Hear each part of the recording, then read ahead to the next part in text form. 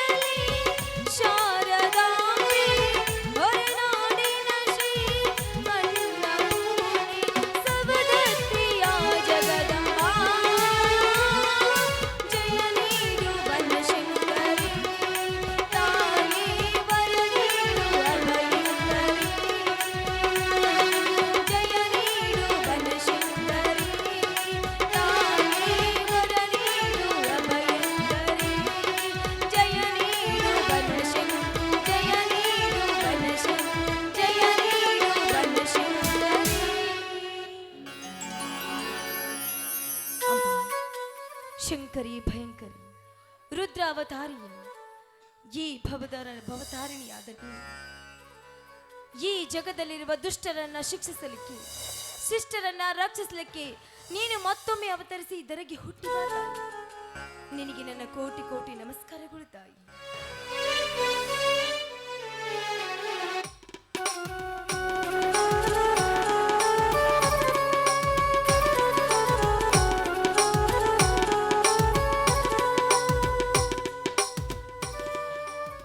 ಶಾಂತ, ಕೃಷ್ಣ ನದಿಯ ಪವಿತ್ರ ನೀರಿನಿಂದ ಈ ತಾಯಿಯ ಶ್ರೀಚರಣ ಕಮಲವನ್ನು ತೊಳೆದು ಪೂಜಿಸಿ ಪುನೀತಳಾದೆಯ.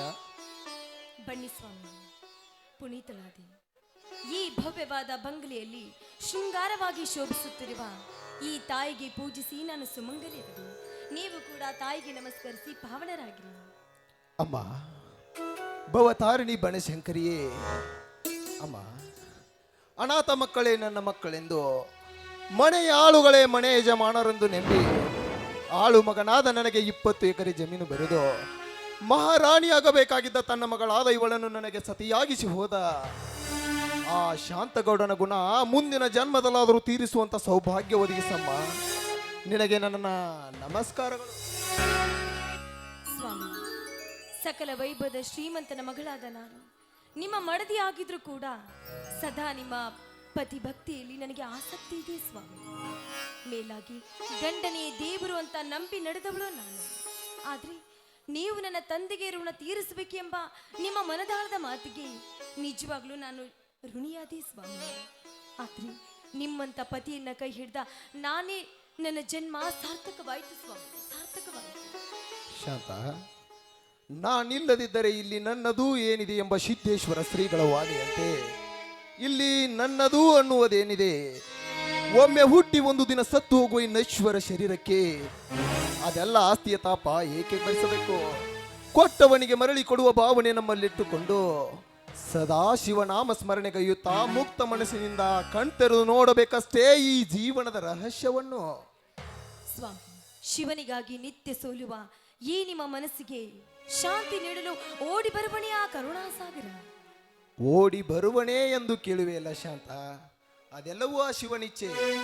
ಕಷ್ಟ ಬಂದಾಗ ಬಾ ಎಂದು ಕೂಗಿದ್ರೆ ಅದ್ಯಾವುದೋ ರೂಪದಲ್ಲಿ ಬಂದು ಭಕ್ತರ ಆಸೆಯನ್ನು ಪೂರೈಸುವ ಕರುಣಾಸಾಗರ ಆ ಶಾಂಭವಿಯ ಗಂಡ. ಅಂದು ಸಮುದ್ರ ಮಂಥನ ಕಾಲದಲ್ಲಿ ಕಾಲಕೂಟ ವಿಷವನ್ನೇ ಕುಡಿದು ವಿಷಕಂಠನಾದ. ದಶಕಂಠನನ ಸಾವಿನ ನಂತರ ಜೋಡಿ ಶಿವಲಿಂಗವಾಗಿ ಆ ಶ್ರೀರಾಮನಿಂದ ಪೂಜೆಗೊಂಡವನ ಮಹಿಮೆ ಅಪಾರವಾದದ್ದು. ಸ್ವಾಮಿ, ಯಾಕೆ ಸ್ವಾಮಿ? ಆದರೆ ಎಂದು ಅರ್ಧಕ್ಕೆ ನಿಲ್ಲಿಸಿಬಿಟ್ರಲ್ಲ, ಏನಾಯ್ತು ಸ್ವಾಮಿ? ಏನಿಲ್ಲ ಶಾಂತ, ಈಗ ನಾನು ನಿನಗೆ ನಿಜ ಹೇಳಬೇಕೆಂದ್ರೆ ನಾಲಿಗೆ ಇಲ್ಲದ ಮೂಕನಾಗಿದ್ದೇನೆ. ಆ ನಿಜ ಹೇಳಬೇಕಂದ್ರೆ ನಾನು ಈಗ ನಾಲಿಗೆ ಇಲ್ಲದ ಮೂಕನಾಗಿದ್ದೇನೆ, ಕಣ್ಣಿಲ್ಲದ ಕುರುಡನಾಗಿದ್ದೇನೆ. ಆ ನಿಜ ಹೇಳಬೇಕಂದ್ರೆ ನನಗೆಲ್ಲವೂ ತಿಳಿದಿದೆ ಸ್ವಾಮಿ, ನನಗೆಲ್ಲವೂ ತಿಳಿದಿದೆ. ವಿಧಿ ಹಣೆ ಬರವನ್ನ ಬರೆದಿರಬೇಕಾದ್ರೆ ಆ ಬ್ರಹ್ಮ ಬರೆದ ವಿಧಿ ಲಿಖಿತವನ್ನ ತಪ್ಪಿಸಲು ಯಾರಿಂದಲೂ ಸಾಧ್ಯವೇ ಇಲ್ಲ ಸ್ವಾಮಿ, ಸಾಧ್ಯವೇ ಇಲ್ಲ. ಸ್ವಾಮಿ, ಸಂಕೋಚವಿಲ್ಲದೆ ನನ್ನ ಮುಂದೆ ನಿಮಗಾದ ಕಷ್ಟವನ್ನ ಹೇಳಿ ಸ್ವಾಮಿ. ಯಾಕೆಂದ್ರೆ ನಾನು ನಿಮ್ಮ ಅರ್ಧಾಂಗಿ ಅಲ್ವೇ? ಅರ್ಧಾಂಗಿ? ಹೊಸ ಮೊದಲ ಗೀತಿಯಾಗಿ ನನ್ನ ಮನೆ ಪ್ರವೇಶಿಸಿದ ನಿನಗೆ ಅಂದು ಪ್ರಥಮ ರಾತ್ರಿಯಿಂದ ಹಿಡಿದು ಇಲ್ಲಿಯವರೆಗೂ ಅನೇಕ ವರ್ಷಗಳ ಕಾಲ ನಿನ್ನ ಸುಖಭೋಗ ಲಾಲಾಶಗಳನ್ನು ತೀರಿಸಿದ ನನ್ನಂತ ಪಾಪಿ ಯಾರು ಇಲ್ಲ ಶಾಂತ ಈ ಜಗತ್ತಲ್ಲಿ. ಸ್ವಾಮಿ, ಹೌದು ಶಾಂತ, ಹೌದು. ಒಂದು ಹೆಣ್ಣಿಗೆ ನಿಜವಾಗಿಯೂ ಬೇಕಾಗಿದ್ದು ಅಧಿಕಾರವಲ್ಲ, ಸಂಪತ್ತಲ್ಲ, ಸಾರ್ವಭೌಮತೆಯೂ ಅಲ್ಲ ಶಾಂತ. ಅವಳು ಎಷ್ಟೇ ರೂಪವತಿಯಾಗಿದ್ರು ಆ ಹೆಣ್ಣಿಗೆ ನಿಜವಾಗಿಯೂ ಬೇಕಾಗಿದ್ದು ದಾಂಪತ್ಯ ಸುಖ. ಆ ಸುಖವನ್ನೇ ನನ್ನಿಂದ ನಿನಗೆ ಕೊಡದಾಗಿದ್ದೇನೆಂದ್ರೆ ನನ್ನಂತ ಪಾಪಿ ಯಾರು ಇಲ್ಲ ಶಾಂತ ಈ ಸಮಾಜದಲ್ಲಿ. ಆ ಸುಖವನ್ನೇ ನನ್ನಿಂದ ನಿನಗೆ ಕೊಡದಾಗಿದ್ದೇನೆಂದ್ರೆ ನನ್ನಂತ ಪಾಪಿ ಯಾರು ಇಲ್ಲ ಶಾಂತ ಈ ಸಮಾಜದಲ್ಲಿ. ಆ ಸುಖವನ್ನೇ ನನ್ನಿಂದ ನಿನಗೆ ಕೊಡದಾಗಿದ್ದೇನೆಂದ್ರೆ ನನ್ನಂತ ಪಾಪಿ ಯಾರು ಇಲ್ಲ ಶಾಂತ ಈ ಸಮಾಜದಲ್ಲಿ.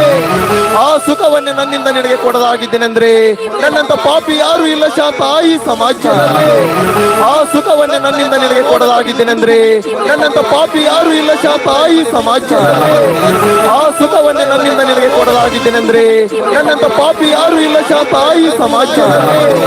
ಆ ಸುಖವನ್ನೇ ನನ್ನಿಂದ ನಿನಗೆ ಕೊಡದಾಗಿದ್ದೇನೆಂದ್ರೆ ನನ್ನಂತ ಪಾಪಿ ಯಾರು ಇಲ್ಲ ಶಾಂತ ಈ ಸಮಾಜದಲ್ಲಿ.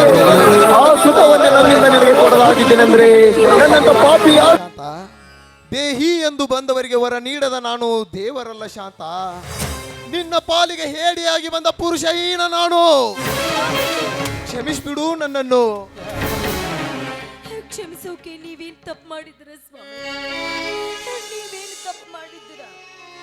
ನೀವಾಡುವ ಒಂದು ಮಾತು ನನ್ನ ಪ್ರಾರಬ್ಧ ಕರ್ಮ ಸ್ವಾಮಿ, ಕರ್ಮ. ಆದ್ರೆ ನನಗೆ ನನ್ನ ಪತಿಯೇ ಪರದೈವ.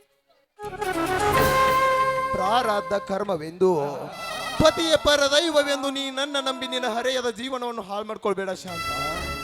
ನಾನು ಎಷ್ಟೇ ಡಾಕ್ಟರ್ ಸಲಹೆಯಂತೆ ಪ್ರಯತ್ನಿಸಿದ್ರು ನನ್ನ ಮರ್ಮಾಂಗಕ್ಕೆ ಬಿದ್ದ ಪೆಟ್ಟು ಸುಧಾರಿಸ್ತಿಲ್ಲ ಶಾಂತ, ಸುಧಾರಿಸ್ತಿಲ್ಲ. ಈಗ ನೀನು ನನ್ನ ಮಾತನ್ನು ಪಾಲಿಸಿ ನೀನೊಬ್ಬ ಈ ತಾಳಿಯನ್ನು ನನಗೊಪ್ಪಿಸಿ ನೀನು ಬೇರೊಬ್ಬ ಗಂಡನನ್ನು ಮಾಡ್ಕೋ ಶಾಂತ, ಬೇರೊಬ್ಬ ಗಂಡನನ್ನು ಮಾಡ್ಕೋ.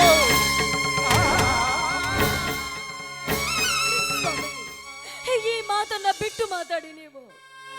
ಇನ್ನೊಂದು ಸಾರಿ ನಿಮ್ಮ ಬಾಯಿಂದ ಇಂಥ ಶಬ್ದ ಬಂದಿದ್ದೆ ಆದ್ರೆ ನನ್ನ ಮೇಲಾಣೆ, ಶಾಂತ, ಹೆತ್ತವರ ಮೇಲಾಣೆ. ಶಾಂತ. ಹೌದು, ಆ ದುಷ್ಟ ಸಿದ್ದಿನಗೌಡನ ದಬ್ಬಾಳಿಕೆಗೆ ಸಿಕ್ಕು ನನ್ನ ಹೆತ್ತ ತಾಯಿ ತಂದೆಯರು ತಮ್ಮ ಮಾನ ಮರ್ಯಾದೆಯನ್ನು ಉಳಿಸಿಕೊಳ್ಳುವುದಕ್ಕೋಸ್ಕರ ಹೆಣ್ಣಿಗೆ ಶೀಲವೇ ಶೃಂಗಾರವೆಂದು ಅವನಿಂದ ಸತ್ತಾಗ ಹೆತ್ತ ಮಗನ ಸ್ಥಾನದಲ್ಲಿ ನಿಂತು ನೀವು ಅವರ ಕಿಚ್ಚು ಕೊಟ್ಟ ಮಾತಿನಂತೆ ನನ್ನನ್ನ ಮಡದಿ ಅಂತ ಸ್ವೀಕರಿಸಿದ್ದೀರ. ಅಂದು ನನ್ನ ತಂದೆಗೆ ಕೊಟ್ಟ ಮಾತನ್ನ ನಾನೇ ನಿಂದು ಅಲ್ಲಗಳ್ವಿರ. ಶಾಂತ, ಹಾಗಾದ್ರೆ ವಚನ ಭ್ರಷ್ಟರಾಗಿ ನೀವು ಪುರುಷತ್ವ ಏನರಾಗಿದ್ದು ಯಾರಿಂದ? ಅದು ನನ್ನಿಂದ ಅಲ್ವೇನು ಸ್ವಾಮಿ. ಆ ಸಿದ್ದಿನಗೌಡನ ದಬ್ಬಾಳಿಕೆಗೆ ಸಿಕ್ಕು ಹೊಡೆಸಿಕೊಂಡು ಬಡಿಸಿಕೊಂಡು ಜೀವನ ಪೂರ್ತ ನರಕ ಯಾತನೆಯನ್ನ ಅನುಭವಿಸ್ತಾ ಇದ್ದೀರಲ್ಲ, ಇದು ನನಗೆ ಗೊತ್ತಿಲ್ವೇನು ಸ್ವಾಮಿ. ಈ ನನ್ನ ತಂದೆಯ ಸಾಹುಕಾರನ ಸಂಪತ್ತು ನಿಮಗೆ ಆಪತ್ತು ತಂದಿದೆ ಅಂತ ನನಗೆ ತಿಳಿದಿಲ್ವೇನು? ಹೇಳಿ ಸ್ವಾಮಿ, ಹೇಳಿ. ಶಾಂತ ಶಾಂತ ಶಾಂತ, ಎಂತ ಕಠೋರವಾದ ಮಾತನ್ನಾಡುತ್ತಿರುವೆ ನೀನು. ತನ್ನ ಮಗಳನ್ನೇ ಮೋಹಕ ರೂಪದಲ್ಲಿ ನೋಡುವ ಈ ಕಲಿಕಾಲದಲ್ಲಿ ಅದು ನಿನ್ನಿಂದ ಸಾಧ್ಯವೇ? ಸ್ವಾಮಿ, ಸಾಧ್ಯವಾಗದನ್ನ ಸಾಧಿಸಿ ತೋರಿಸುವುದೇ ಹೆಣ್ಣಿನ ನಿಜವಾದ ಧರ್ಮ. ಸ್ವಾಮಿ, ನಿತ್ಯ ನಾನು ಪೂಜಿಸುತ್ತಿರುವ ಆ ಮೂರನಾಳೇಶ್ವರ ಅಖಂಡೇಶ್ವರ ಸಾಕ್ಷಿಯಾಗೂ ಸತ್ಯ ಸ್ವಾಮಿ. ಹಾಗಾದರೆ ನನ್ನ ಮಾನಸಿಕ ಪುರುಷತ್ವ ಸುಧಾರಿಸುವವರೆಗೂ ಈ ವಿಷಯ ನಮ್ಮಿಬ್ಬರನ್ನು ಹೊರತು ಬೇರಾರಿಗೂ ಗೊತ್ತಾಗಬಾರ್ದು. ಯಾಕೆಂದ್ರೆ ಪರಸ್ತ್ರೀಯರನ್ನು ತಮ್ಮ ಕಾಮದ ಕಣ್ಣಿನಿಂದ ವೀಕ್ಷಿಸುವ ಈ ಅಸುರರ ಸಮಾಜದಲ್ಲಿ ಈ ನಿನ್ನ ಶೃಂಗಾರವಾದ ಶೀಲಕ್ಕೆ ಬಂಗಾರದ ಬೆಲೆ ತರಬೇಕಾದ್ರೆ ನೀನು ಸುರರ ಸೌಭಾಗ್ಯದ ಕಣಿಯಾಗಿ ಅಮರ ಮಂಗಲ್ಲದ ಸುಮಂಗಲಿಯಾಗಿ ಬಾಳುವೆನೆಂದು ನನಗೆ ಮಾತು ಕೊಡು. ಸತ್ಯವಾದ ಮಾತನ್ನೇ ಕೇಳಿದ್ರಿ ಸ್ವಾಮಿ. ಅಂದು ಸತ್ಯವಾದ ಸಾವಿತ್ರಿ ಯಮನಿಂದ ವರವನ್ನ ಪಡೆದುಕೊಂಡು ಗಂಡನ ಜೀವನವನ್ನೇ ಉಳಿಸಿದಳು. ಹಾಗೆ ಇಂದು ಹೆಣ್ಣಿಗೆ ಅತ್ಯಮೂಲ್ಯವಾಗಿದ್ದು ಶೀಲವೇ ಶೃಂಗಾರ ಅಂತ ನಾನು ನಿರೂಪಿಸ್ತೀನಿ ಸ್ವಾಮಿ. ಇದು ನಿಮ್ಮ ಪಾದದಾನಿಗೂ ಎದ್ದೇಳು ಶಾಂತ, ಎದ್ದೇಳು. ಮೆಚ್ಚಿದೆ ಈ ನಿನ್ನ ಪತಿಯ ಭಕ್ತಿಯನ್ನು. ಈ ನಿನ್ನ ಅಮರವಾಣಿ ಸಮಾಜದ ಪ್ರತಿಯೊಬ್ಬ ಮಹಿಳೆಗೂ ಎಚ್ಚರಿಕೆ ಗಂಟೆ ಹೋಗಲಿ. ಹಾ, ಎಲ್ಲಿ ನಗು? ಈ ನಗುವಿನ ನಲುಮೇಲಿ ಈ ಒಲವಿನ ವರನೊಂದಿಗೆ ಹಾಡುವ ಒಂದು ಪ್ರೇಮ ಗೀತೆಯನ್ನು. ನಿಮ್ಮ ಆಸೆಯಂತೆ